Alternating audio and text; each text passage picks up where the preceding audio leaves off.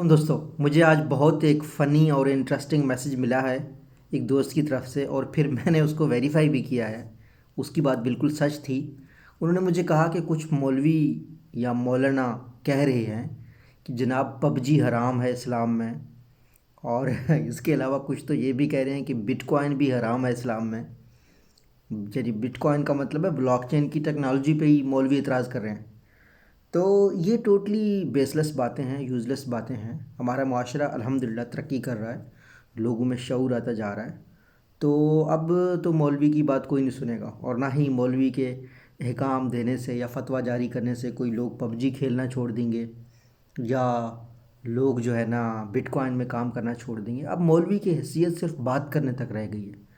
मुसलमानों की जितनी भी ज़वाल की वजह है, अभी जो हम ज़वाल फेस कर रहे हैं कि हम लोटा तक नहीं बना सकते, कोई अच्छी चीज़ तक नहीं बना सकते, ये सब एक फ़तवे की वजह से हुआ था। वो फ़तवा 1400 सदी में जब प्रिंटिंग प्रेस ईजाद हुआ था, तब एक मौलवी ने कहा था कि जो कुरान है उसको प्रिंट करना हराम है। और ये 300 साल तक चलता रहा। मुसलमान हाथ से लिखते रहे और यूरोप के लोग प्रिंटिंग प्रेस को इस्तेमाल करते रहे। देखें, इस्लाम बहुत प्रोग्रेसिव रिलीजन है। ग़ज़वा बदर में जब हुज़ूर पाक सल्लल्लाहु अलैहि वसल्लम और उनके असहाबे किराम लेकर आए थे कैदियों को, तो आप सल्लल्लाहु अलैहि वसल्लम ने फरमाया कि कैदियों को, अगर कोई कैदी आज़ाद होना चाहता है तो वो 10, मेरे ख्याल में 10 मुसलमान बच्चों को पढ़ाए। वो किस चीज़ का इल्म दे रहे थे? क्या मुखालिफ लोग जो दुश्मन थे मुसलमानों के, क्या वो दीन का इल्म दे रहे थे? बिल्कुल नहीं। उनको लिखना पढ़ना, उस वक्त का जो नॉलेज था, उस वक्त का जो इल्म था वो आता था। तो आप सल्लल्लाहु अलैहि वसल्लम ने कहा कि ये वाला इल्म आप हमारे बच्चों को दें। आप अंदाज़ा लगाएं वो कितना ख़तरनाक हो सकते थे मुसलमानों के लिए। कितना ख़तरनाक हो सकते थे? वो इतना ख़तरनाक हो सकते थे कि वो वापस जाकर राज बता देते कि क्या लोकेशन है, यहाँ के लोगों की क्या सोच है, बच्चों को हमने क्या सोच बताया। लेकिन फिर भी उस वक्त का जो स्किल था, उस वक्त की जो एजुकेशन थी, वो इंतहाई इम्पॉर्टेंट थी। तो आप सल्लल्लाहु अलैहि वसल्लम ने गैर मुस्लिम को कहा, गैर मुस्लिम भी वो जो कैदी बन के लाया गया। नहीं तो जासूसों को कौन छोड़ता है? दुश्मन फ़ौज के लोगों को कौन छोड़ता है? ठीक है ना, वो राज जानते हैं, पर्टिकुलरली उस दौर में जब तलवार से लड़ाई चलती थी। तो इस तरह की जो चीज़ें होती हैं, इस तरह के जो हुज़ूर पाक सल्लल्लाहु अलैहि वसल्लम के अहादीस मुबारक होते हैं, इन पे गौर करना चाहिए। मौलवी इन सोसाइटी को ना कंट्रोल करने की कोशिश करते हैं, आपको डराते हैं। आपको ये नहीं बताते कि अल्लाह रहमतुल आलमीन है, उसकी उस पे यकीन रखो। अल्लाह के बहुत, अल्लाह का सब कुछ, सब साइड पॉजिटिव है। नेगेटिव साइड सिर्फ उसके लिए है जिसका अंदर ख़राब हो। अब जनाब पबजी पे फतवे की वजह ये बता दी कि जनाब इसमें किलिंग हो रही है तो इस वजह से पबजी हराम है। और भाई इस तरह की तो हज़ारों गेम है। इस तरह सारी गेम्स में तकरीबन यही होता है कि ठीक है ना। तो फिर इसका मतलब है कि अच्छा, इसके अलावा जो ट्रेनिंग होती है, जो मार्शल आर्ट्स होती है, उसमें भी मुक्के मार रहे हैं तो उसको भी रोक दें। तो जो बाकी जो फौजियों की ट्रेनिंग होती है उसमें भी रोक दें, क्योंकि उसमें भी उनको तरीके बताए जाते हैं कि किस तरीके से काबू करना है। तो logic does not make sense. The point is progress होती रहनी चाहिए। एक और बहुत बड़ी आपको बात बताता हूँ।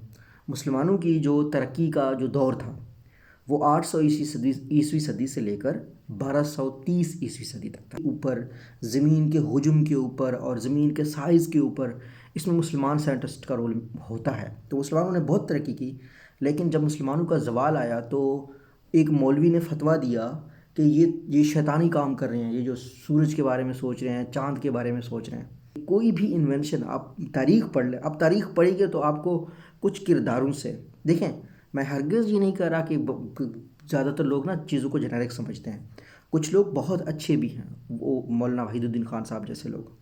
मौलाना वहीदुद्दीन खान साहब जैसे लोग आपको ब्रॉडर सोचना सिखाते हैं, आपको चीज़ों को एक्सेप्ट करना सिखाते हैं। एक आम मौलवी के पास जब आप जाओगे ना तो वो कहेगा कि यार फ़ारूक, तूने ये जो कंघी का स्टाइल रखा हो ना, ये ठीक नहीं है यार, ये तेरी दाढ़ी ठीक नहीं है यार, ये तूने शर्ट पहनी है ये ठीक नहीं है यार, ये टाई लगाना हराम है क्योंकि इसमें क्रॉस बन जाता है। और यार वज़ू में ना तूने जो है ना ज़्यादा इस हाथ पे ज़्यादा पानी लगाया, इस पे कम लगाया तो ये हराम हो गया है। कि ये क्या है? ये क्या है? जीने दो लोगों को भाई, जीने दो, अपने दिल साफ रखो, किसी को नुकसान मत दो। आती हुई टेक्नोलॉजी को ایکسیپٹ کرنا چاہیے. سمپل بات ہے.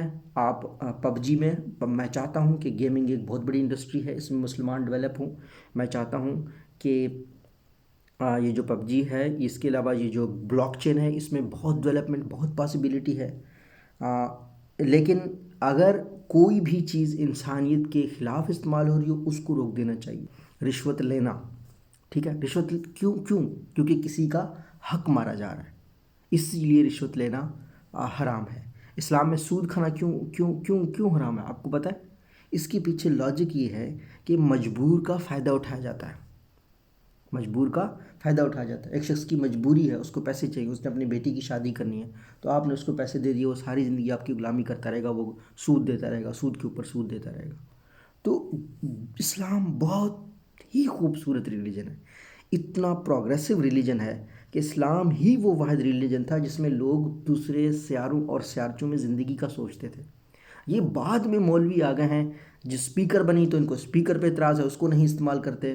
جب کمپیوٹر بنے تو کمپیوٹر کو نہیں استعمال کر سکتے. جب لوگ تصویر بنانے لگ گئے تو مولویوں نے کہا تصویر نہیں بنا سکتے.